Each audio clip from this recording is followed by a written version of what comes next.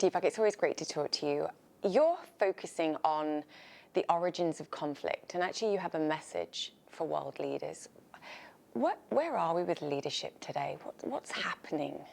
Julia, by and large, world leadership is composed of gangsters. That's all they're interested in, is cronyism, corruption, power mongering, influence peddling, and making money through whatever means they can. So if you want to resolve conflicts in the world, I think, even notwithstanding my message to world leaders, which got no response. Really? No one responded? No response. I did get a response. You didn't put gangster in the message, though, just to be clear. I didn't. But I did get a response from some people at the UN, so I will be speaking there at some point. But here's the basic idea. If we can solve conflicts personally with people in our personal lives, our personal relationships, if we can do that, and if enough of us do that and become the change we want to see in the world, then the world could definitely be more peaceful, more just, more sustainable, healthier, and more joyful. Where does it come from? Because you say it's sort of an outward manifestation of inner conflict, I think. All conflict and all violence is an outer manifestation of fear.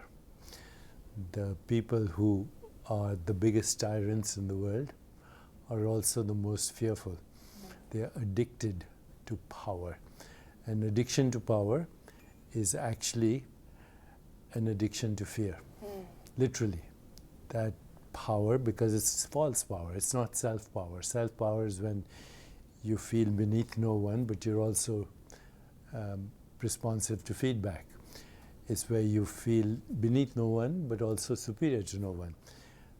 Real power is where you're fearless and where you can exercise that power at all times, irrespective of your agency. So agency power is because of you have an official title, leader, president of the country, or you have lots of money, multi-billionaire, or you have influence. That's agency power. It lasts only as long as the agency is there. But self-power is eternal. It hides behind the self-pity or self-importance that egomaniacs have. How do you find that power that transcends agency? Yeah, well, you have to find your true self. You have to not sacrifice yourself for your selfie. All these people mistake their selfies for themselves. So, there are certain rules. Selfies for themselves. Yeah, we have sacrificed ourselves for our selfies. That's the world's condition. Through a filter as well at times. Through a filter. Called the fearful, separate, self-sorrowful mind. Self-pity is the same as self-importance. If you weren't feeling sorrow for yourself, you won't need to feel important. If you want to watch a genuine, authentic leader in the world, see how playful they are. See how much they laugh. I haven't found a single leader recently with even a genuine, authentic smile, leave alone playfulness or humor. It's seen as weakness. It seems weak. To laugh or to cry seems to feel weak, but in fact, it's ultimate strength. To be totally vulnerable is also to be totally powerful in the real sense, because there's nothing to attack. When you're defenseless, there's nothing to attack.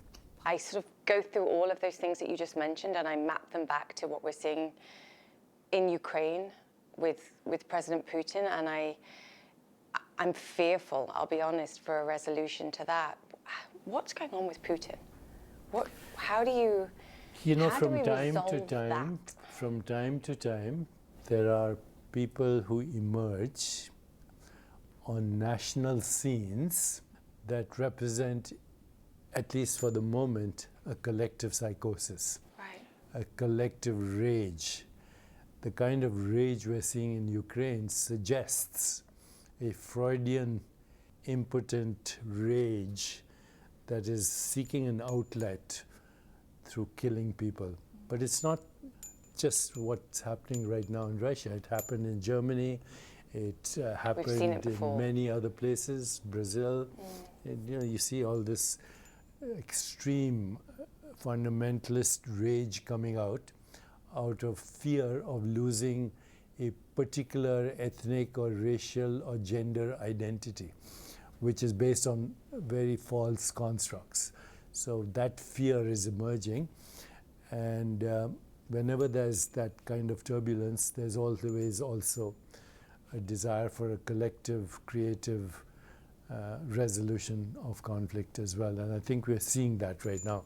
We're at a crossroads, Julia. If we continue to behave the way we are, I think our collective behavior suggests, frankly speaking, an insanity. So what do you say of a world where we are killing each other, where we have poison in our food chain, where we have extinction of species, where we have climate change, we have mass pandemics created because we have created this climate dysbiosis? What do you say of a species that is sleepwalking to extinction? Right this moment, we have a choice. Either we sleepwalk to extinction, which could be 60 years from now, if we don't reverse or address climate change, which is directly or indirectly connected to mass pandemics, mass migrations, mass fear, mass social injustice. It's all connected. If we don't address that, we will see the next extinction. The last extinction was 65 million years ago, when a meteorite fell on this earth and dinosaurs were wiped out. Thank God, because we emerged. But nature might say the human species was an interesting experiment, but it didn't work. I'd say we're our own meteorite, actually, at this moment. And my message would be, quite frankly, wake up. And we all need to do that. Very quickly, living in the light. My new book talks about how do you go beyond the hypnosis of social conditioning, which is leading to all what this. We're talking about. We're talking. How do you go beyond that to find your true self, which is infinite possibilities, infinite creativity, and infinite love? Oh, there you go. Well, that's what we want. Less selfies, more love. Self-love. Thank you.